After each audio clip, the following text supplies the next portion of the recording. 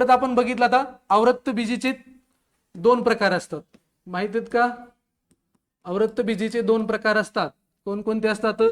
त्याचे दल, जे त्याचे दल असतात, जे आपण माहित आहे ना, जे दोन दल, एक दल असतं आणि एक द्विदल असतं, याला म्हणायचं मोनोकोट आणि डायकोट. आता पुढच्या वर्ष डायकोट टाकू शकतो डायरेक्ट, डायकोटचे उदाहरण लिहू. याला म्हणायचं एक दिल, एक द्विज आणि हे द्विद्विज. याला काय म्हणतात इंग्लिशमध्ये? मोनोकोट आणि डायकोट. एवढंच वर्गीकरण. याच्या बाहेर कुठं तुम्ही ऑक्सफोर्ड युनिव्हर्सिटीमध्ये गेले काय, अमेरिकेच्या युनिव्हर्सिटीमध्ये जाऊन बघितलं काय, प्लॅन्टचं क्लासिफिकेशन एवढंच आहे. याच्या बाहेर कोणतंही क्लासिफिकेशन आहे, आयोग याच्या बाहेर बी जाणार नाही. तर मोनोकोटचे उदाहरण आयोग पुढच्या वेळेस मोनोकोट आणि डायकोटवर प्रश्न विचारू शकते. मोनोकोट म्हणजे काय? याच्यामध्ये काय, जर बी फोडलं त्याचे दोन टर्पल होणार, ज्याचे टर्पल होत नाही ते काय झालं? एक दल. आणि ज्याचे दोन टर्पल होतात त्याचे दोन दल. जसं की उदाहरण शेंगदाणे, त्याचे दोन तुकडे होतात, हे का नाही? होतात ना. इकडे ऊसाचे होतात का? केळाचं होतात का? होत नाहीत ना. आंब्याचे दोन तुकडे होऊ शकतात. हे आपल्याला कन्सेप्ट आपल्याला लक्षात आली पाहिजे. आणि तिथं असं आठवायचं नाही, अरे वा द्विध्रुज काय असेल. आपण आपल्या लॉजिक आणि आपल्या कन्सेप्टवर आपण उत्तर काढलं पाहिजे. मग याचे काही वैशिष्ट्य आहेत, त्याचे पण वैशिष्ट्य आहेत. आयोग काय करू शकते? परीक्षेमध्ये वैशिष्ट्य टाकू शकते आणि ओळखा ही कोणता प्रकार आहे. आयोग परत काय करू शकते? त्या द्विध्रुज मधले काय त्याचे प्रॉपर्टीज टाकू शकते, त्याचे उदाहरण देऊ शकते. आयोगानं असा प्रश्न विचारला होता, सूर्यफूल. STI मेन्स 2020 ला सूर्यफूल कोणत्या याच्यात येते? सांगा बरं, कोणत्या याच्यात येते? मोनोकोट मध्ये येते. सूर्यफूल बघितलं का? कसं सूर्यफुलाची टर्पल होतात का दोन? होत नाही. तुम्ही सूर्यफूलच बघितलं नाही. बघा, हे द्विदल मध्ये येतं, इथं तर आपण चुकतो. ठीक आहे, हे झालं आपलं पूर्ण क्लासिफिकेशन. क्लासिफिकेशन लक्षात आलं? अबीजपत्री, बीजपत्री. आता आपण हळूहळू थॅलोफायटा काय असतं, ब्रायोफायटा काय असतं, टेरिडोफायटा काय असतं, आणि अवृत्त बीजी काय असतं, अनावृत्त बीजी काय असतं, मोनोकोट काय असतं आणि डायकोट असतो. माइंड मॅप तर लक्षात आलं.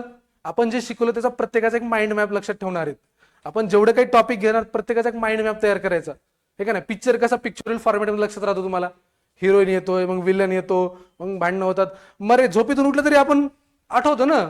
तसं विज्ञान बी आपल्याला, तुम्हाला झोपेतून उठवलं तरी असं डायरेक्ट चार्ट तयार झाला पाहिजे. परीक्षेत दिसले की असं पानं दिसली पाहिजे तुम्हाला, चार्ट दिसला पाहिजे. ठीक आहे, सगळ्यात पहिले लिहायचं का तुम्हाला? लिहून घ्या, हे चार्ट काढून घ्या. अक्षर कळतंय ना? वनस्पतीचं वर्गीकरण पहिल्यांदा कोणी केलं? नैसर्गिक वर्गीकरण बेंथम आणि हुकरनं. असं तुम्ही बघायचं बी नाही, मनानं काढून बघा बरं, येते का? बघा आपली मेमरी कशी आहे. एकदा याच्याकडे बघायचं, एकदा लक्षात घ्यायचं आणि मग स्वतः तयार करून बघायचं. आणि कोणत्याही विषयाला बोरिंग विषय म्हणायचं नाही. ज्याला बोरिंग म्हणले गेली मग प्रिलिम्स. सगळे चांगलेच आहेत म्हणायचं. आता पॉलिटी मला फार आवडतो, मला कलम फार पाठ येतं, असं नाही. सगळ्या विषयांना समान नाही द्यावा लागतो, कारण वेटेज सगळ्यांचं सेमच आहे. हो सर, हो ते कळालं मला. चालतं, ऍड करत रेकॉर्ड चालू आहे का? बर, हो. वर बघू नका, खाली काढा म्हणाले म्हणा. याच्या अगोदर शिकले होते का वनस्पतीचं वर्गीकरण? शिकले होते, मग कशाला वर बघायला? खाली बघा.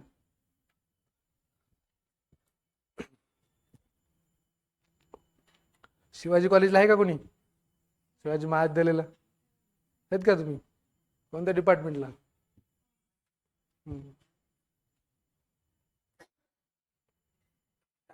फॉर्म भरायचे, परीक्षा देत राहायच्या. तुम्हाला कळतंय, 0 मार्क पडले तरी कळतंय कसं काय पडले. स्वतःचा अनालिसिस.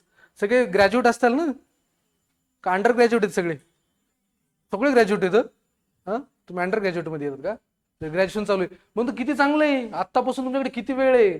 बघा, जे ग्रॅज्युएट झालेत म्हणजे अंडर ग्रॅज्युएट आहे त्यांना किती वेळ भेटतो. म्हणजे तुमचं बेसिक इथून कंप्लीट करायचं की ग्रॅज्युएट झाल्या डायरेक्ट पास. तुम्ही म्हणता तुम्ही कसं काय पास झाले नाही? हा, माझा बी इतिहास सांगतो की तुम्हाला किती परीक्षा दिल्या आणि काय दिल्या. मग इथं कसं काय तुम्ही? असतात काही. बघा, एमपीएससी मध्ये आपण एमपीएससीच्या स्पर्धेमध्ये आपण वास्तव्याला कधी विसरायचं नाही. एक गोष्ट सांगतो तुम्हाला, आता घरचे म्हणतात जाय बापा तू अधिकारी होशील, घरच्या आशा लागतात हे का नाही. माय बापाला वाटतं की पोरग झालंच, क्लासला गेलं की झालं, PSI होऊनच येते बाहेर आता. हा, असं नसतंय. ही स्पर्धा आहे का नाही. ह्या स्पर्धेत टिकायचं म्हणलं तर आपल्याला तेवढं परफेक्ट बनावं लागणार आहे. MPSC म्हणजे एक प्रकारचं युद्ध आहे, युद्ध. त्या युद्धात जर टिकून राहायचं असेल तर स्वतःला आपण तेवढं शूर बनवलं पाहिजे. नसतं आपल्याला तलवारच उचलता येत नाही, कसं युद्ध जिंकणार आहेत आपण. सगळ्यात बेनिफिट मुलींना असतो. का? कट ऑफ किती लागतो माहितीये का तुम्हाला मुलींचा? तुम्ही जर बघितलं असेल तर कट ऑफ सगळ्यात मुलींचा कमी असतो. कट ऑफ माहितीये तुम्हाला? कट ऑफ काय असतो? कट ऑफ काय असतो? काय कट ऑफ हा खूप मोठा प्रश्न असतो, ज्याला क्लिअर केलं तरच आपल्याला नोकरी लागत असती. वाटत नाही का मी मास्तर आहे? हमारे काम से जानो, हमारे नाम से मत जानो हम. माणसाचं सगळं कर्मावर असलं पाहिजे, ठीक आहे ना. कर्मण्य वाधिकार असते. बघा आपण MPSC करतो म्हणजे आपण एक नागरिक, एक चांगला नागरिक बनायला तयार आलो. बघा दोन गोष्टी होतात. एक तर MPSC पास झालं तर मस्त होतं, लाईफच बनून जाते, लग्न होतं, सगळं सगळं व्यवस्थित होतं. MPSC नाही पास झालं, एक असा भारी माणूस बनतो आपण, खूप भारी एक नागरिक बनतो. बघा आयुष्य म्हणजे MPSC नाही. बरं, आयुष्य म्हणजे MPSC नाहीये, हे का नाही. नसतं आजकाल चालू आहे MPSC करा पास व्हा, एवढं सोपं नाहीये रे. मी 2000, माझी खरं खरं सांगतो काय, आपण खोटं बोलत नाही. नसतं 2016 पासून, म्हणजे 2016 पासून मी 2016ला मी ग्रॅज्युएशन चालू होतं, त्यावेळेपासून तयारी चालू आहे. मी 2017चे 17, 18, 19, 2020ला मी PSIचा प्रिलिम्स मेन्स इंटरव्ह्यू गेलतो, पण माझं फिजिकल 1 इंच हाईट कमी असल्यामुळे बाहेर काढून टाकलं 2020ला. 2021ला STIचं 0.25 माझा मेन्सचा रिझल्ट गेला. इथं सगळ्यात एक फॅक्टर असतं बघा, अभ्यास एक असतं आणि स्वतःचं नशीब बी लागतं. आपण म्हणतो मनगटात आहे, अरे बाबा नशीब बी असतं रे. कधी कधी 0.25 बी जातात, ते दुःख आहे. मागची गटक झाली होती तुम्हाला माहित असेल, 7000 जागा होत्या, त्याच्यामध्ये पण मी फायनल मध्ये होतो, पण आयोगाने हेच लावलं नाही. 217 कट ऑफ लागला, मला 216 मार्क झालं. असं नाही, एक एक वर्ष वाढत जाते. म्हणजे असं नाही की मी एकाच वर्षात झालं पाहिजे. याच्यामध्ये बघा पेशन्स खूप महत्वाचं आहे. MPSC तुम्हाला माणूस कसं जगायचं हे शिकवते. याच्यात सगळे प्रॉब्लेम येतात, पैशाचा प्रॉब्लेम येतो, लोक टोमणे मारतात, सगळं सगळं आपण फेस करत चालत असतो. तर सगळ्यांना आपण ठाम राहिलं पाहिजे. MPSC आपल्याला ठाम राहायला शिकते, आपल्याला सहनशीलतेची शक्ती देते. का? तर आपण हे सगळं सहन केलेलं असते. सांगा बरं 0.25 किती असतं? सांगा बरं 0.25 किती असतात माहितीये का? 0.25. बघा आमचा कट ऑफ लागला होता 13.50 मला मार्क होते. Cut off 13.75. इतकंच राहिलं होतं, इतकंच राहिलं होतं. आयुष्य कधी कधी इथून इथून झाला बी 2-2, 3-3 वर्ष घेते. मग याच्यामध्ये आपल्याला सगळ्या गोष्टी सहन कराव्या लागतात. ठीक आहे, बरं हे लिहिलं का? समजलं हे? आता याचे 2 प्रकार लिहा ना खाली, लगेच त्याला तुम्हाला दाखवावं लागतं. ते लिहिले का? हुशार झाले तुम्ही, आता मोनोकोट डायकोट हुशार झाले. ठीक आहे, स्पीड तर होई नाही ना? पहिली का स्पीड समजायले की नाही? विचारलं तर सांगताल का? आणि बोलाय शिकायचं. सगळे कंबाईन करणार कोण? राज्यसेवा आहे, सगळे combine, we are all combine. आता कोण राज्यसेवा करणार? आता डिस्क्रिप्टिव्ह झाले. MPSCचं माहिती आहे ना, नवीन किती जण आहेत, म्हणजे आजच पहिलाच दिवस आहे. MPSC म्हणजे कायच एक, बाकी सगळे माहिती आहे MPSC बद्दल. MPSC लॉंग फॉर्म काय? Maharashtra public service commission, Maharashtra लोकसेवा आयोग. सगळं माहिती पाहिजे. याच्यावर प्रश्न येऊ शकतो, MPSCचा कलम कोणता आहे? आपण घरी गेलो, मी MPSC करायलो, सांग मग कोणत्या कलमामध्ये MPSC असते? कोणतं कलम आहे? माहित नाही. कोणतं कलम आहे? MPSC एक आयोग असतो, त्याचं बी कलम असतं. राज्यघटना माहिती आहे का नाही? बघा आता 235 लावा लॉजिक लावा. पर्याय देऊ का? 314, 315, 316, 317. 4 पर्याय आहेत यार. मारा की टोला लागेल का? आपलं एवढं नशीब आहे का टोला लागायला? हा, टोला लागला काही जण असतो 100 रुपये मध्ये टोले मिले, बाबाकडे जातून मग काहीतरी मंत्र आणतून मग टोले मारतून पास होतो. ये टोलेबाजी का खेळ नाहीये बाबू. इथं अभ्यास म्हणजे अभ्यासच लागतो. बघा, जोपर्यंत तुमच्यामध्ये सहनशीलता, सातत्य आणि मेहनत या 3 गोष्टी येणार नाहीत तोपर्यंत तुम्ही कोणती परीक्षा पास होणार नाही. तुम्हाला वाटत असेल तू माझ्याहून लहान दिसायले, मला काय ज्ञान द्याले? नो. प्रत्येक जण इथं ज्ञान देणारा गुरुच असतो, हे की नाही? तसं तुम्ही लहानच आहेत, अंडर ग्रॅज्युएटच आहेत म्हणलं का. ठीक आहे, झालं वनस्पतीचं वर्गीकरण झालं. तर आयोग पुढच्या वेळेस काय करू शकतंय, आता आपण एक एक बघू. थॅलोफायटा, ब्रायोफायटा आणि टेरिडोफायटाचं वर्गीकरण करूयात. थॅलोफायटामध्ये काय असतं बघा. अभ्यास करताना काय करायचं, कंपॅरेटिव्ह स्टडी करायची. तुम्ही कोणत्याही विषयाचा अभ्यास करताना बघा, पॉलिटीमध्ये खूप कंपॅरेटिव्ह स्टडी करू शकतो आपण. कंपॅरेटिव्ह म्हणजे काय, कंपॅरिझन मध्ये आपल्याला लवकर, आता थॅलोफायटाचं काय असेल, ब्रायोफायटाचं काय असेल, टेरिडोफायटा काय, यांचं काय करायचं, कंपॅरिझन करायचं. कंपॅरिझन केलं आपल्याला लगेच लक्षात येतं, अरे हे थॅलोफायटाचं असेल, आपलं कन्फ्युजन होणार नाही. अभ्यास करताना आपण काय करायचा, क्लासिफाय करून अभ्यास करायचा. म्हणजे काय करायचं, कंपॅरेटिव्ह स्टडी करायची कोणत्याही विषयाची. तुम्ही जर पॉलिटी घेतला, पॉलिटीचे काय करायचे, पॉलिटीचं पॉलिटीमध्ये बोलतो. थॅलोफायटा काय असतं आता बघू आपण. थॅलोफायटा, ब्रायोफायटा आणि टेरिडोफायटा. आता हे कसं लक्षात ठेवायचं, कंपॅरेटिव्ह मध्ये सांगतो, मग डिटेलमध्ये लिहून देतो तुम्हाला. चालेल ना? ठीक आहे. बघा, आपण थोडंसं वर्गीकरण लक्षात ठेवू. थॅलोफायटा कसा ओळखायचा,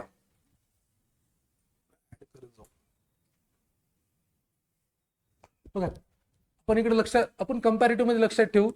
2 मिनिटात पाठ होते, काही अवघड नाही. कसं पाठ करावं म्हणता तुम्ही,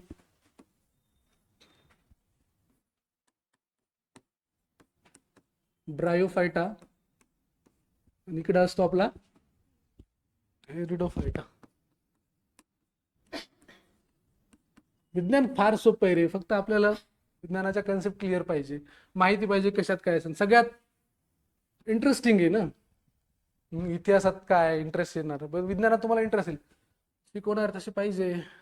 बघा, थॅलोफायटा कसं ओळखायचं, सगळ्यात माहिती हे कशाचे प्रकार येतं बरं, 3 कशाचे प्रकार आहेत, बीज का अबीज. हे कधीच बीज होणार आहेत का, अबीज का, कसं ओळखायचं, याच्यामध्ये बिया असणार का, नाही. याच्यात बिया नाहीत, याच्यात बिया नाहीत, याच्यात पण बिया नाहीत.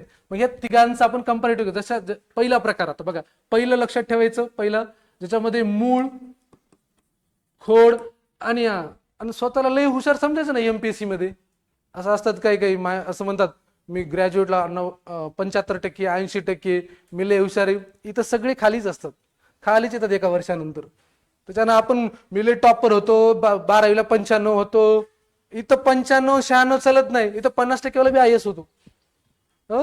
होतो 50% वाले बी IAS होते. तुम्हाला माहित असेल, आपल्या महाराष्ट्रामधली यवतमाळची एक मुस्लिम मुलगी आहे, जगात भारतातली पहिली IAS आहे. माहिती आहे का तुम्हाला, यवतमाळची पहिली महिला आहे. बघा, खेड्यात राहून, यवतमाळमध्ये राहून ती भारतातली पहिली मुस्लिम महिला. आयोग प्रश्न विचारू शकतो, कोणत्या जिल्ह्यातली आहे ती, विचारू शकतो ना, कारण एकमेवच आहे, पहिलीच आहे ती. म्हणून इथं असं नाही समजायचं की मला 10वीला 95% येतं, 12वीला 95 येतं, एका वर्षात काढून टाकेल. मान्य तुम्हाला टॅलेंट आहे, तुमच्याकडे कॅपॅसिटी, पण इथं डाऊन टू अर्थ राहायचं, खालून. आणि ऐकायचं, कोणी कसं आपण ऐकायला शिकलं पाहिजे की नॉलेज गेन करत राहायचं. बघा, मूळ, खोड, पान हे अवयव नसतात, अवयव नसतात. सेम याच्यामध्ये हेच लक्षात ठेवायचं, लिहून द्यायची गरज नाही. अवयव लिहून देतो बाबा, पुन्हा म्हणता पहिलाच दिवस, पहिल्या दिवशी जरा जपून जपून. याच्यामध्ये मूळ, खोड, पान, अवयव नसतात. वरून काय नसतं, बी नसतं. फळ, आता बीज नाही म्हणजे फळ फुलं येणार आहेत का, येणारच नाही. तर दुसरं असतं सेम, मूळ, खोड, पान याच्यात असतात का, अवयव याच्यात बी नसतात. तर कसं आहे, कॉलेजमध्ये मला इंग्लिशमध्ये सवय थोडं लिहायची, मराठीचं थोडं आहे, म्हणजे लिहू शकतो मराठी बी. याच्यामध्ये असतात, याच्यामध्ये काय असतात, फक्त मी असतात येईल तर चालेल का, मूळ, खोड, पान याच्यात नसतात, याच्यात असतात, याच्यात असतात. हे पहिला डिफरन्स लक्षात ठेवायचा. थॅलोफायटा, ब्रायोफायटा आणि टेरिडोफायटा, हे पहिला डिफरन्स कळाला. कोणामध्ये मूळ, खोड, पान नसतात, नसतात म्हणलं मी. आयोग असंच करतं, असतातला नसतात करतं, अचूकला चूक करतं, आपण तिथंच गंडत असतो, ठीक आहे ना. दुसरा बघा, थॅलोफायटा काय असतात, थॅलोफायटामध्ये हे काय असतं, शेवालांचा गट असतो. हे कोणता असतो, शेवालांचा गट असतो. हा म्हणजे काय, जे शेवालांचा गट असतो म्हणजे आपल्याला माहिती आहे, शेवाल आले म्हणजे काय आले, हिरव्या वनस्पती आल्या, हिरव्या वनस्पती आल्या म्हणजे काय आलं, क्लोरोफिल आलं, क्लोरोफिल आलं म्हणजे काय, प्रकाश संश्लेषण अभिक्रिया आली, मग शेवालाचा गट असतो. परत हे काय असतात, ह्या स्वयंपोषी असतात. ह्या वनस्पती कशा असतात, स्वयंपोषी, स्वयंपोषी, ॲटोट्रॉफ.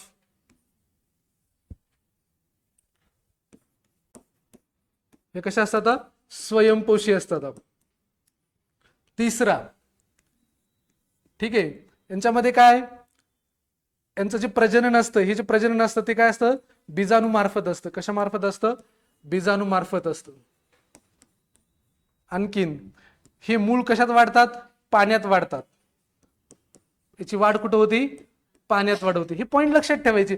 याच्याच कंपॅरेटिव्ह मध्ये याचं लक्षात ठेवायचं. हे जो असतो याला काय म्हणायचं, उभयचर म्हणतात. बघा, आयोगाने याच्यावर 2 ते 3 वेळेस प्रश्न विचारलाय. वनस्पतीच्या वर्गीकरणामध्ये उभयचराचा गट कोणता आहे. उभयचर म्हणजे काय, जे वनस्पती पाणीमध्ये जगतात आणि जमिनीवर पण जगतात, त्याला म्हणायचं ॲम्बिफियन्स ऑफ प्लांट. असा प्रश्न विचारला. हे काय असतात, उभयचर, जे पाणी आणि जमिनीवर पण वाढतात. ह्या फक्त जमिनीमध्ये, हे पाणी आणि जमीन, असं लक्षात ठेवायचं. आणि याला हे पण प्रश्न ह्या याच्यावर एक प्रश्न विचारला बघा. मी पीवायक्यू लिहित राहतो, तुम्हाला बी लक्षात येईल. इथं एक पीवायक्यू आहे, त्या उभयचर शब्दावर पीवायक्यू विचारलेला आहे. आता परत प्रश्न विचारला की यांचं प्रजनन होण्यासाठी काय लागतं, पाणी लागतं. याचं प्रजनन होण्यासाठी काय लागतं, पाणी लागतं. याच्यावर पण आयोगानं पीवायक्यू आहे. हे पण असं विचारलेलं आहे की वनस्पतीच्या पाणी जे प्रजननासाठी पाणी लागणारा कोणता गट आहे, तर ब्रायोफायटा. बघा, प्रत्येक गटावर प्रश्न आहे.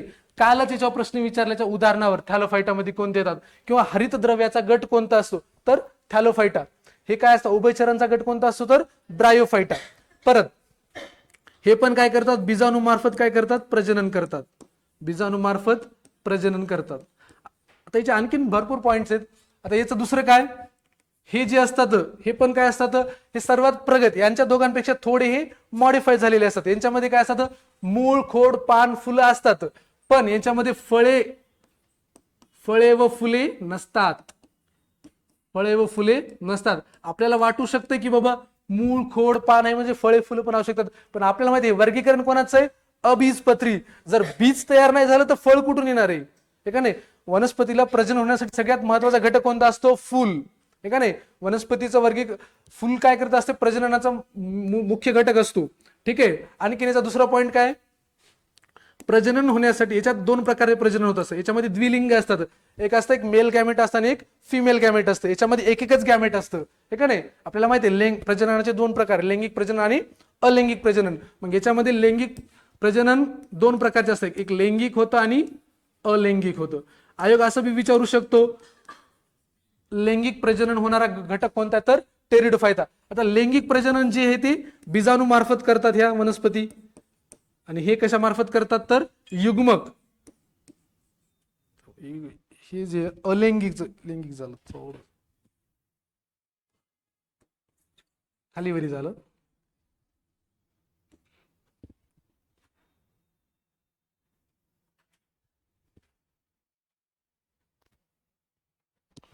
प्रजनन 2 प्रकारे होते याच्यात, असं लक्षात ठेवू आपण, लैंगिक आणि अलैंगिक.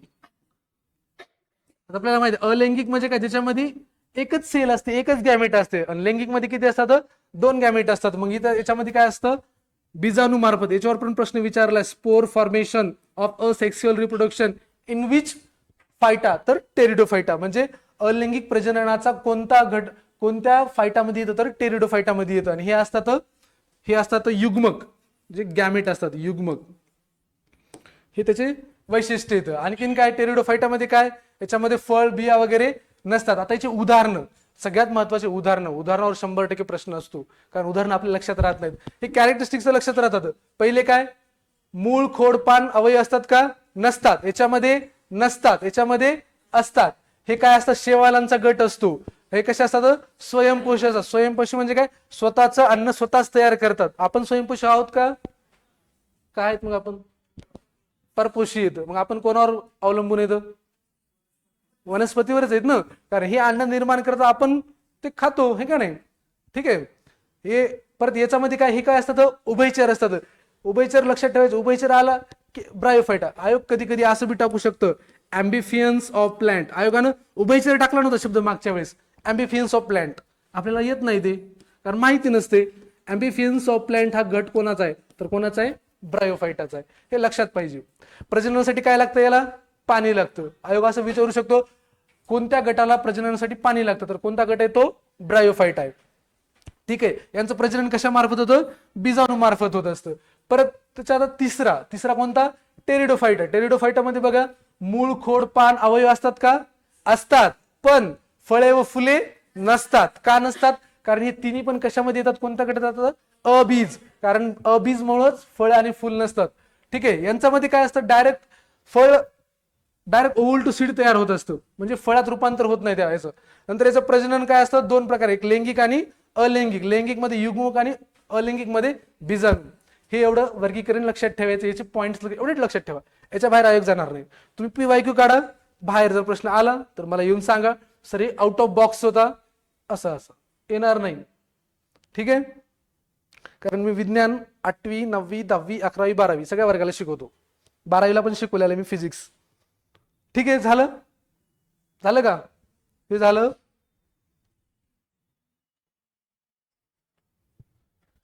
आता कोणतं बघितलं आपण? अबीज. आता कोणतं बघायचं? बीजपत्री. तर बीजपत्री म्हणजे काय? याच्यामध्ये काय असणार? याच्यामध्ये काय असणार? बी असणार. याच्यामध्ये बी असल्यावर याचे दोन प्रकार पडणार, आपल्याला माहित आहे.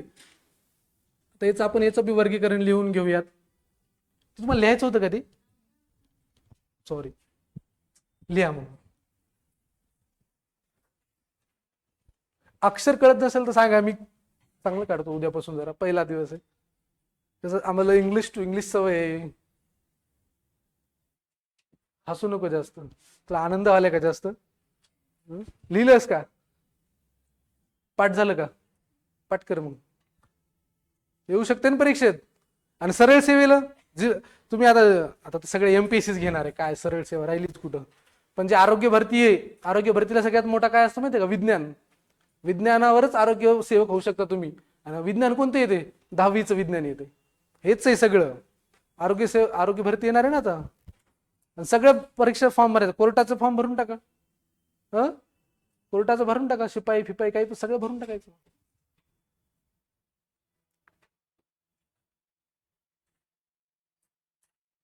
तुम्ही अगोदर बॅच केलेली आहे का?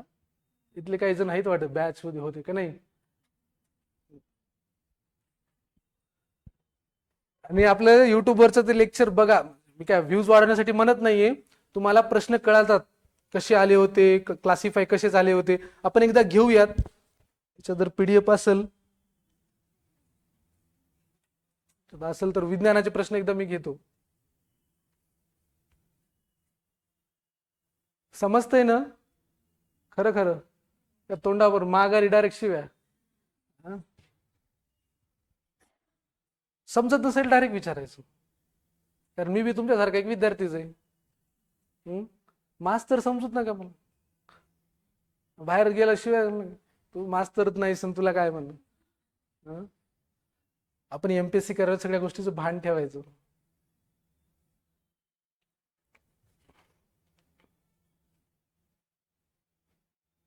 याच्या अगोदर क्लासिफिकेशन शिकली होती कुठं? शाळेत वगैरे? नवीच्या पुस्तकात आहे की? विज्ञानाला मी तर म्हणतो काही वाचू नका. आपलं जे वाचायचं असेल तर सुरुवात करा 8वीच्या पुस्तकातून. काल बघा 8वीच्या पुस्तकात जशा तसे 2 प्रश्न आले होते. एक जो होता रक्तगटाचा प्रश्न होता, ABO रक्तगटाचा कोण आहे. दुसरा प्रश्न होता मधुमेह दिन. 8वीच्या एका पानावर जशाला तसा प्रश्न आहे. दुसरा एक प्रश्न होता लेटेंट हीट, ते पण 8वीच्या पुस्तकामध्ये आहे. स्पेसिफिक हीट कॅपॅसिटी नावाचा चॅप्टर आहे, जशाला तसा आहे. बघा प्रश्न काढताना यांचा सोर्स काय असतो? Text board. विज्ञानासाठी म्हणतोय बरं मी, बाकी विषयासाठी विज्ञानासाठी. म्हणून तुम्ही काय करायचं? बेसिक. आता विज्ञानाचा आपण अभ्यास करतोय, बेसिक 8वीचं पुस्तक घ्यायचं. विज्ञान आता पुस्तक बदललंय, पहिल्यासारखं पुस्तक नाहीये. आता एका पुस्तकामध्ये सगळे पुस्तक ऍड झालेत. 8वीच्या पुस्तकामध्ये पूर्ण चाळायचं पुस्तक. त्याच्या नोट्स काढायच्या. आता हे जे आता मी जे शिकवलं, मी जे चॅप्टर शिकवलं तेच वाचायचं जाऊन घरी. मी ते शिकवणार. बघा, अभ्यास करण्याची मेथड सांगतो तुम्हाला जाता जाता. अभ्यास कसा करायचा आपण सांगू ना? काय येतं तुम्हाला? नाही येत ना? येतं ना अभ्यास सांगू ना? अभ्यास बी करता आला पाहिजे ना. नुसतंच क्लासला येऊन बसायले, नुसतंच वया लिहू काढायले, ते अभ्यास नसतंय.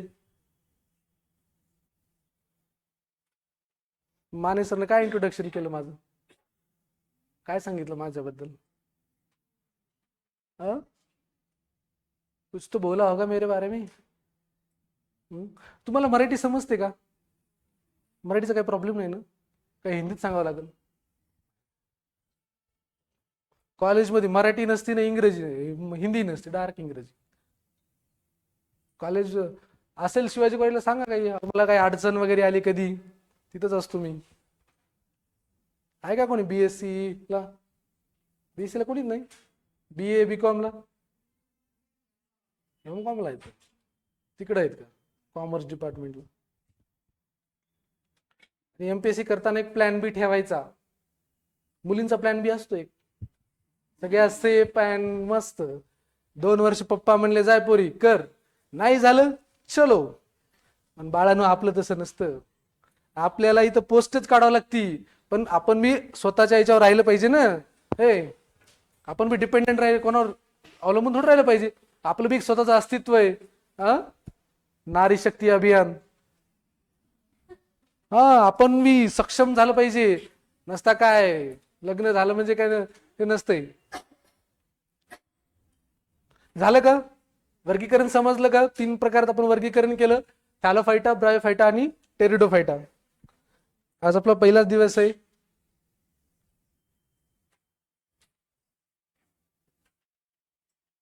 झालं? याचं नेक्स्ट. आता बघा, अभिजपत्रीमध्ये आपण बघितलं पहिलं काय असतं?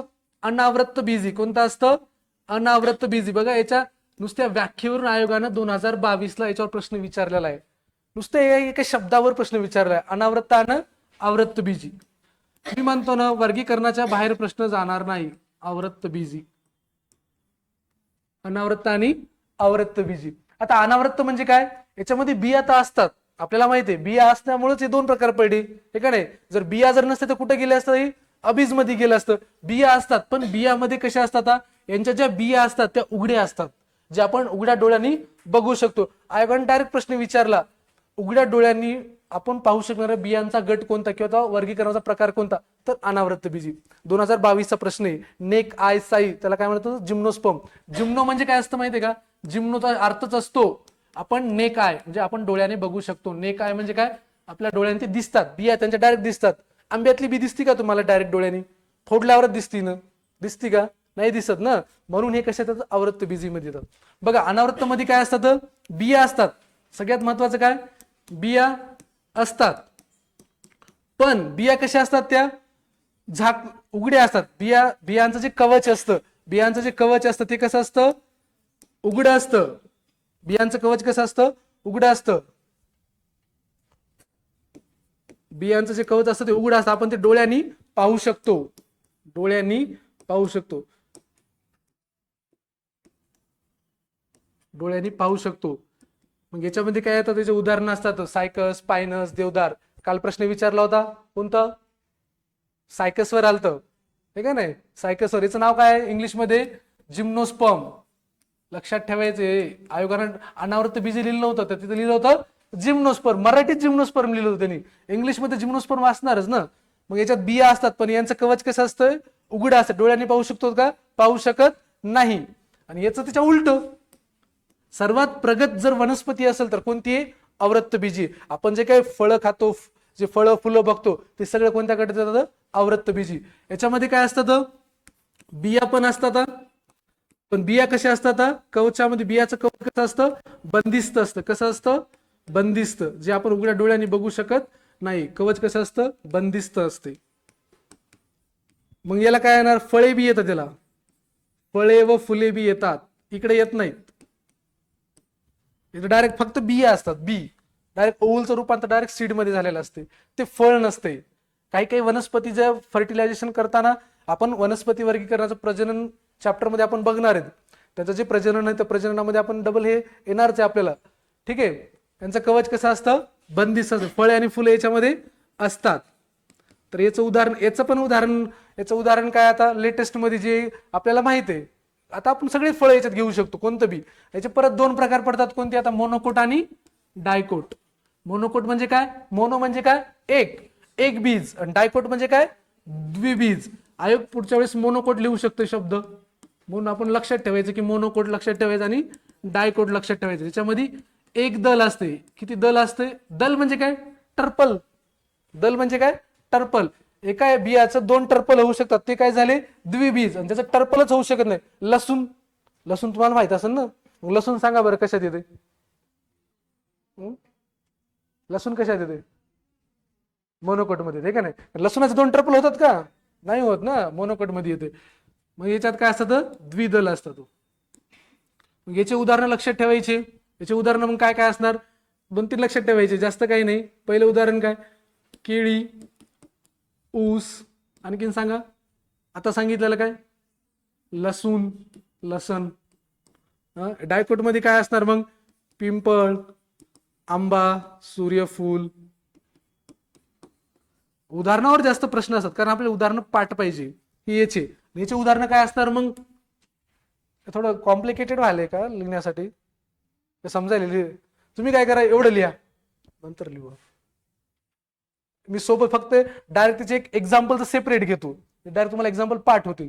याच्यामध्ये कोणते असतात मग,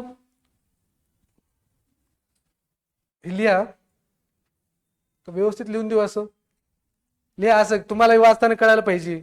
नुसतं असं सवय लागली पानं, आपल्याला बी समजलं पाहिजे. बिया असतात, कवच असतं, उघडं असतं, डोळ्यांनी पाहू शकतो.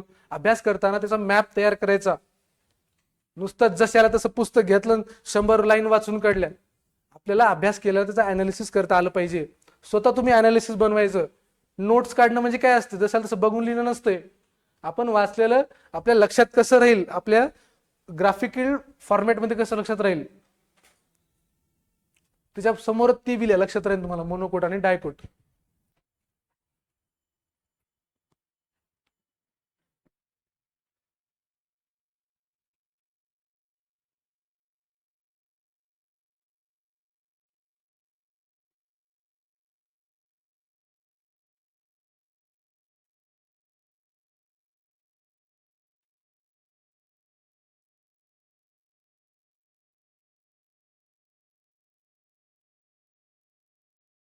असं टॉपिक संपला आपला यार, वनस्पती वर्गीकरण संपला ना सर. तर स्पीड व्हायली का, सांगा, काही नाही, बिंदास्त सांगा, बिंदास्त विचारा, काही पण विचारा, काही पण सांगतो.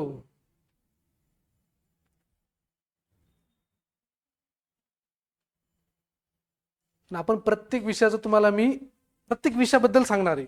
ह्या विषयाचा कसा अभ्यास करायचा, पॉलिटिक्स, आपल्याला सगळे येतात, सगळे विषय येतात, काय विषय नाही, गणितापासून सगळे विषय येतात. मी तुम्हाला प्रत्येक विषयाचा सांगणार. पॉलिटिक्सचा कसा अभ्यास करायचा, इकॉनॉमिक्सचा कसा अभ्यास करायचा, जिओग्राफीचा अभ्यास कसा करायचा, सांगू ना का फक्त विज्ञानचा सांगतो मी, सगळ्या विषयाचं सांगतो. एक तुम्हाला प्लॅन बनवून देतो, ह्या विषयात काय केलं पाहिजे, कोणतं पुस्तक वापरलं पाहिजे आणि काय वापरलं पाहिजे. कारण मी तुमचं सोबत PYQ अनालिसिस पण घेणार आहोत. आपण प्रत्येक प्रश्नाचं अनालिसिस घेणार आहोत, प्रत्येक विषयाचं.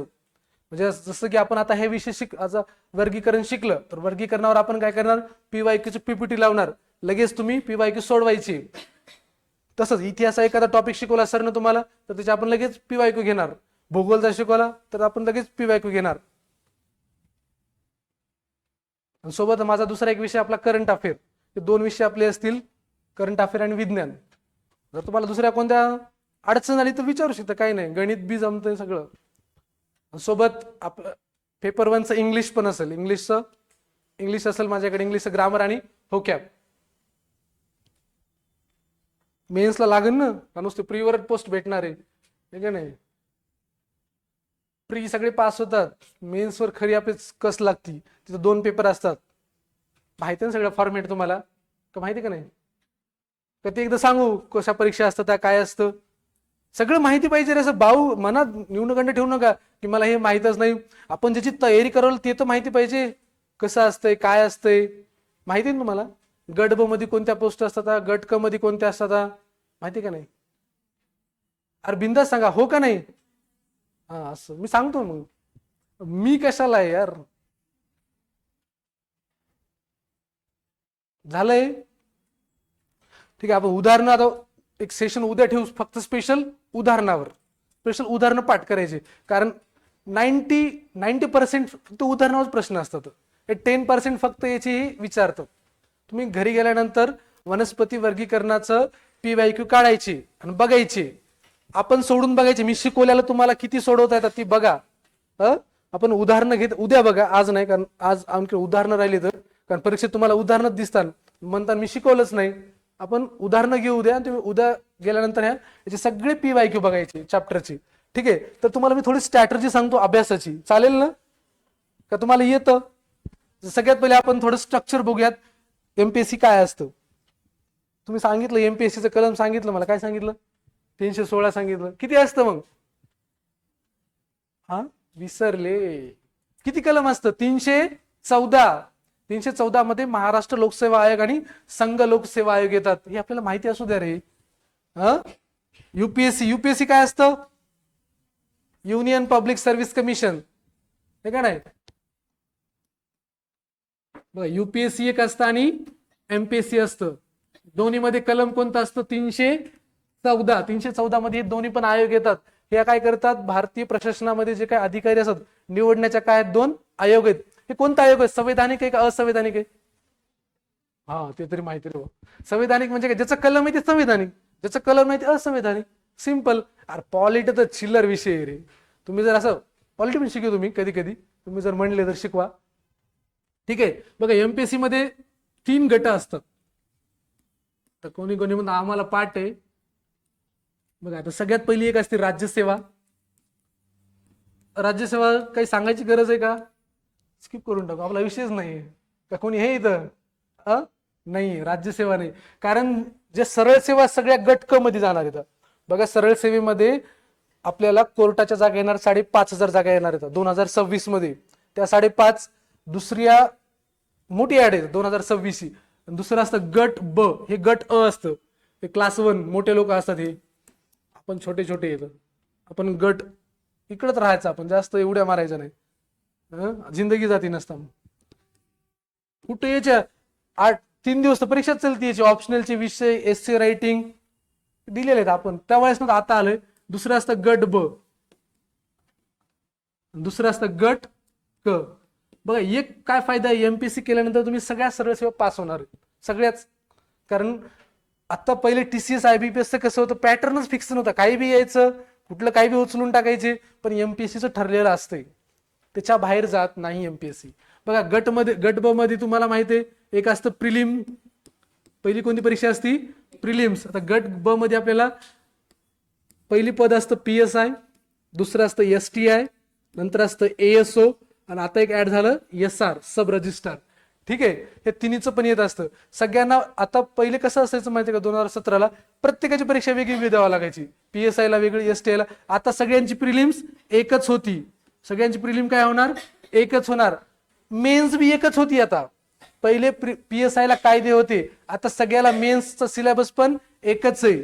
नंतर किती असतात मेन्स असती. इथं जर तुम्ही प्रिलिम्स पास झाल्यानंतर तुमची 5-6 महिन्यांनी काय असती मेन्स असती. मेन्स मध्ये 2 पेपर असतात.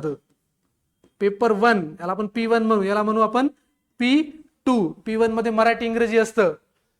मराठी इंग्रजी शिवाय कोणतीच पोस्ट भेटू शकत नाही तुम्हाला. मराठी इंग्रजीच तुम्हाला शेवटपर्यंत पोस्ट पर्यंत नेऊ शकते कारण हे खूप महत्वाचा विषय आहे. नंतर असं पेपर 2 मध्ये परत आपलं GS पण GS बदलतं बरं. मेन्सला GS बदलतं. GS सेम आहे तिथं बी पॉलिटी आहे हिस्ट्री आहे जिओग्राफी आहे. तिथं फक्त सायन्स आणि टेक्नॉलॉजी येतं आपलं विज्ञान आणि तंत्रज्ञान येतं. मग याचे टॉपिक फिक्स येतं.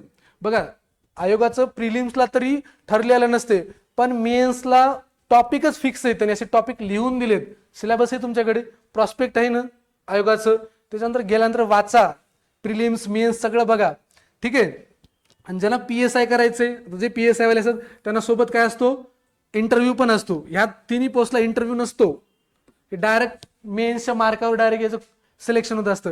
पण PSI ला ग्राउंड प्लस इंटरव्ह्यू असतो. तुम्हाला माहित असेल मागच्या वेळेस भेटले नाही, त्या जागा रिक्त राहिल्या, मुली भेटल्या नाही त्या जागा भरण्यासाठी. मागचं माहिती तुम्हाला रिझल्ट 2024चा जागा लॅप्स झाल्या, कारण मुलींना ग्राउंडच क्वालिफाय झालं नाही. ग्राउंड क्वालिफाय नाही झालं तर जागाच भरल्या नाही. बघा मेरिट खूप, म्हणजे PSI. आणि परत कसं असतंय, प्रिलिम्स जेवढ्या जागा आहेत, प्रिलिम्सला किती क्वालिफाय करतात त्याच्या 18% किंवा 17%. म्हणजे कसं, जर तुम्हाला 100 जागा आहेत प्रिलिम्सला, आता किती होत्या, आता 750 जागा आहेत, तर 100 जागा असतात, 100 जागेत काय करतात इंटू 18, तर पोरं किती घेणार मग, 18,000. कशाला, मेन्सला 18,000 घेणार, प्री मधून पास होऊन. फॉर्म किती येतात, 2.5 लाख 4 लाख भरपूर येतात, त्याचं काय नसते. ठीक आहे, याचा रेशो बदलत, कधी 17 घेतात, कधी 18 घेतात, कधी 12. पहिले 12 घेत होते, आता थोडा रेशो वाढवलाय, कारण एकच कट ऑफ लागायला. ठीक आहे, हे झालं. परत आता इथे डायरेक्ट मेन्सला डायरेक्ट लागते, पण PSI ला त्याच्या 3 पट घेतात. ग्राउंड साठी काय करतात मग, हे जर मेन्स झालं, हे सेपरेट PSI साठी मी इथे लिहितो. PSI ला काय करतात, त्याच्या मेन्स क्वालिफाय झाल्याच्या किती पट घेतात, 3 पट घेतात. मेन्स क्वालिफाय झालेले 3 पट कुठे जातात, ते ग्राउंडला जातात. म्हणजे ग्राउंड क्वालिफाय ती झाली ती कुठे जातात मग, इंटरव्ह्यूला. हे फक्त PSI वाल्यासाठी बरं, इथं काय नाही, इथं डायरेक्ट सिलेक्शन असतं ST ASO सगळ्यात. ठीक आहे, गट ब PSI ST ASO. PSI ला पहिले प्रिलिम्स असते, नंतर मेन्स असते. यांना फक्त मेन्स पर्यंतच असतात हे कार्यकर्ते. PSI वाले पुढे पण जातात, पुढे ग्राउंड असतं, ग्राउंड क्वालिफाय नेचर मध्ये असतं, आणि सोबत इंटरव्ह्यू असतो. सगळा प्रिलिम्स किती मार्काची असती, 100 मार्काची असती. प्रिलिम्सचे मार्क्स कुठं धरत नसतात, फक्त प्रिलिम्स फक्त आपल्याला क्वालिफाय करायची असती. आपल्याला पोस्ट भेटत असती मेन्सच्या मार्कांवर. मेन्सला तुम्ही किती मार्क्स पाडले याच्यावर तुमची पोस्ट फिक्स असते. मग मेन्स किती मार्काची असती, पहिले 200 मार्काची होती, आता 400 मार्काची झाली. पेपर 1 200 मार्काचा असतो, आणि पेपर 2 200 मार्काचा असतो. निगेटिव्ह सिस्टीम असते, माहिती आहे ना, 1/4. ते बेसिक माहित असं सगळं 1/4 काय असतं. ठीक आहे, झालं. परत ग्राउंडला असतात 100 मार्काचं ग्राउंड असतं, 70 क्वालिफाय. परत ते इंटरव्ह्यू, इथं डायरेक्ट तुम्हाला 400 पैकी डायरेक्ट पोस्ट भेटून जाते. 400 पैकी तुमचं किती मार्क्स पडले. तर तुम्हाला जर बघायचं असेल तर मागची कट ऑफ एकदा बघा, केवढी स्पर्धा वाढली. डायरेक्ट पोरं 300 350च्या प्लस गेलेत. जोक नाही, तुम्हाला डिमोटिवेट करणार, पण गोड गोड बोलू बोलू काय हे करायचं का आपल्याला. आपल्याला क्वालिफाय, आपल्याला माहिती पाहिजे ना, आपण एखादं युद्ध करायला होतं, आपल्याला एखादी मोहीम फतेह करायची, तर त्याचं सगळं रचना तर माहिती पाहिजे. मग त्याच्यानुसार आपल्याला प्लॅन बनवता येईल, त्याच्यानुसार आपल्याला परफेक्ट बनता येईल. ठीक आहे, हे झालं. आता आणखीन एक गरिबांचा एक छोटा गट असतो, म्हणजे गरीब म्हणजे नाही रे बाबा, गट क मध्ये असतात. आता बघा गट क मध्ये सगळंच जाणार आहे, जेवढ्या काही सरळ सेवा आहेत सगळा कार्यक्रम इथंच आहे. आता सरळ सेवा टायपिंग हे का सगळ्यांकडे, सगळ्यात टायपिंग नसेल तर काढून घ्या 6 महिन्यात पटपट, जर त्याला नोकरी पाहिजे असेल तर. कारण गट क मध्ये 5,500 जागा येणार आहेत, 5,500 टायपिस्ट येणार आहेत. बघा गट क मध्ये पहिले कोणते असतात, एक असतं इंडस्ट्री इन्स्पेक्टर, पहिलं पद असतं इंडस्ट्री इन्स्पेक्टरचं पद असतं. दुसरं असतं क्लर्क. आता क्लर्क मध्ये 2 प्रकारचे क्लर्क असतात, एक मंत्रालय क्लर्क असतं आणि दुसरं एक जिल्हा वाईज क्लर्क असतं. इथंच माझा रिझल्ट गेला मागच्या वेळेस, गेलो असतो मंत्रालयामध्ये. नंतर कोणतं असतं, टॅक्स असिस्टंट. दुसरं कोणतं असतं, टॅक्स असिस्टंट. बघा याला कोणती बी एकच टायपिंग लागते तुम्हाला, एक तर 30 असू द्या किंवा 40 असू द्या, मराठी किंवा इंग्रजी कोणती बी एक लागते. पण ASO ला मराठी 30 आणि इंग्लिश 40 दोन्ही पण लागतात. आणि याची स्किल टेस्ट होती, स्किल टेस्ट मुंबईला होती, पवईला. बघा आता ग्रुप सी चं कसं स्ट्रक्चर आहे, हे ग्रुप बी चं कळालं तुम्हाला. ग्रुप सी मध्ये काय असतं बघा, ग्रुप बी मध्ये काय असतं, ग्रुप सी स्पेशल आपण गटक म्हणून, कारण हे चांगलं आहे बाबा, पटकन होतं याच्यात सिलेक्शन. बघा नोकरी कोणती लहान नसती, चपराशी जरी झालं तरी 15 लाख हुंडा यायला आहे. यालाय का नाही, यालाय का नाही, आजकाल तसंच आहे. नोकरी काही महत्वाची नाही, फक्त सरकारी आहे का बघायला तर. पतवाल जरी झाले तरी सरकारी झालं. बघा गटकमध्ये प्रिलिम्स असते पहिली, नंतर गटकाला बी मेन्स द्यावा लागती, आणि गटकाला जे लिपिक असतात, जे क्लर्क असतात, क्लर्क आणि टॅक्स असिस्टंट, ह्या दोघांना स्किल टेस्ट द्यावा लागते. स्किल टेस्ट म्हणजे काय, टायपिंगची टेस्ट असते, टॅक्स असिस्टंट. इथं कोणती असते? एक टायपिंग, ही क्वालिफाईंग नेचर असते. मी दिलेली आहे मुंबईला टायपिंग टेस्ट असते, मुंबईला असते. आपल्याला एक पॅसेज असतो 10 मिनिटामध्ये मारायचा असतो. ते नंतर याला काही मार्क्स नसतात. याचं सिलेक्शन जे असते ते मेन्सच्या मार्कावरच असते, 400 पैकीच असते. स्किल टेस्ट फक्त आपल्याला पात्र व्हावं लागते. जर तुम्ही ही फेल झाले तर तुम्हाला 350 जरी मार्क असले तरी तुमचा कार्यक्रम संपला. डबल मग प्री पासून बघा. एकदा जर आपण प्री फेल झालो, म्हणजे जर तुम्ही प्री पास झाले, मेन्स पास झाले, टायपिंग टेस्ट बी पास झाले, इथं जर तुम्हाला कमी मार्क्स पडले, बघा एकदा जर आयुष्यात प्री फेल झालं तर डबल प्री पास होण्यासाठी आपल्याला 2.5 ते 3 वर्ष लागतात. बरं, खरं आहे, रियालिटी. तुम्ही देताना परीक्षा तुम्हाला कळल किती वेळ लागतो. म्हणून एका अटेम्प्ट मध्ये जर व्हायचं असेल तर हे सगळं डोक्यात ठेवायचं. आपल्याला प्री बी काढायची, मेन्स काढायची, टायपिंग टेस्ट बी काढायची, सगळंच काढायचं. नंतर जाऊन आपल्याला हे पोस्ट भेटत असतील. इंडस्ट्री इन्स्पेक्टरला टायपिंग टेस्ट नसते, काही नसती, डायरेक्ट मेन्सच्या मार्कावर. हे एवढ्या आपल्या परीक्षा आहेत. आता तुम्ही कोणता फॉर्म भरलाय का? MPSCचा कोणता नाही भरला? ग्रुप सीचा आहे का? 2000 आता जी ऍड येणार आहे, आता जुलैमध्ये आपली परीक्षा आहे, बघितलं का नाही टाइम टेबल? जून जुलैमध्ये आपल्या परीक्षा आहे. तर 2000 सगळे ग्रॅज्युएट आहेत ना. ग्रॅज्युएट म्हणजे 2026 आपलं टार्गेट. आणि टार्गेट ठेवायचं, मला हे मिळवायचंय तर माझ्याकडे एवढे महिने, तर मला एवढा अभ्यास करावा लागेल. तुमच्याकडे तुम्हाला टार्गेटच नाही तर तुम्हाला कसं अचीव्ह करणार तुम्ही? तुम्हाला टार्गेट माहिती पाहिजे ना. बघा, जून मध्ये आपल्या प्रिलिम्सच्या परीक्षा येतात. हे 2026च्या प्रिलिम्स गट ब आणि गट क च्या. मग इथून पुढे आपला मग मेन्सचा कार्यक्रम सुरू होते. मेन्स तिथून 6 महिन्यानं किंवा 3-4 महिन्यानं ठरलेली असते. आयोग आता काही बदलणार नाही, काही नाही. जर झाला तर सरळ सेवेमध्ये थोडा पॅटर्न बदलल, पण आता सध्या तर काही नाही. सध्या 2026चं शेड्यूल आलेलं आहे. त्यामुळे आपलं टार्गेट काय आता? जून जुलै 2026 गट ब आणि गट क. मग सिलेबस सगळ्यांना माहित आहे? माहिती सिलेबस प्रॉस्पेक्ट मध्ये आहे. सिलेबस बघा, वेटेज माहिती, प्रश्न किती विषयाला किती मार्काला असतात माहिती ना सगळ्यांना? सांगावं लागतंय. माहिती आहे ना? असं लाजू नका, सांगा. माहिती नसलं तर माहिती नाही, काय एवढं लगे? तुम्हाला माहिती का? तुम्ही काय लय भारी का? असं काही नसते. ज्ञान कमी जास्त कोणीच नाही नॉलेजच्या बाबतीत. जर नाही तर मला त्याचं लॅक ऑफ नॉलेज येते, मग मिळवाल ना. बघा, ज्ञान अथांग आहे. कोणीच ह्या जगामध्ये परफेक्ट नाही आहे किंवा कोणाला ज्ञानाला लिमिट नाहीये. याला खूप नॉलेज आहे मग तू खूप मोठा, मला थोडं कमी आहे, मी लहान, असं नाहीये. सगळे आपण समान आहेत. भारतीय संविधानाच्या कलम 14 नुसार कायद्यासमोर समानता. माहित असेल तुम्हाला? काय असतं कायद्यासमोर समानता? कोणत्या देशाकडून घेतली आपण कायद्यासमोर समानता? जाऊ दे, पॉलिटी आपलं विज्ञानचं बोला. झालं? एकदा परत रिवाइज करू आपण, 2 मिनिटांमध्ये रिकॅप करूयात. आपला जे कार्यक्रम होता हरिभक्त परायण, जे आज काय असतं, शेवट असतं ना काल्याचं कीर्तनाचं, काल्या शेवट असते रे ते.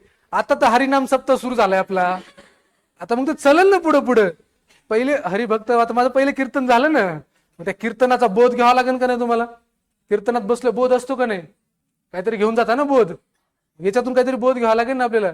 मग एक मॅप लक्षात ठेवायचं की आज आणि रोज आपण शिकलं पाहिजे. रोजचं टार्गेट पाहिजे की वेस्ट ऑफ टाइम नाही करायचा. आपल्याकडे टाइम कमी, टाइमच्या मर्यादेमध्ये आपल्याला सगळ्या गोष्टी मिळवायच्यात, म्हणून आपला रोजचा रोज प्लॅनिंग असलं पाहिजे. तर आज आपण काय शिकलं? वनस्पतीचं वर्गीकरण किती गटात केलं जातं? 2, अबीजपत्री आणि बीजपत्री. अबीज मध्ये किती प्रकार येतं? 3. पहिला प्रकार, दुसरा, तिसरा. दुसरा प्रकार येतं बीजपत्री, त्याच्यामध्ये 2 प्रकार, अनावृत्ती आणि आवृत्ती. त्याच्यामध्ये आवृत्तीमध्ये परत 2 प्रकार, मोनोकोट आणि डायकोट. एकदल आणि द्विदल. एवढं लक्षात राहिलं. उद्या आपण याची उदाहरणं घेऊयात, उदाहरणं सगळं पाठ करूयात. उद्या आपला चॅप्टर एंड होईल. तुमचे 2 मार्क्स फिक्स झाले. आपण प्रत्येक लेक्चर मधून 1 मार्क कमवायचा. प्रत्येक लेक्चर मधून शुअर शॉट सांगतो मी. तुम्ही कमवायचं म्हणजे आपल्याला ते याच्यावर जर प्रश्न आला तर चुकलाच न पाहिजे. याच्यासाठी तुम्हाला काय करावं लागेल? अभ्यासाची मेथड सांगायची तुम्हाला. अभ्यासाची मेथड सांगू का? तुमची काय मेथड आहे बरं? एखादं सांगा.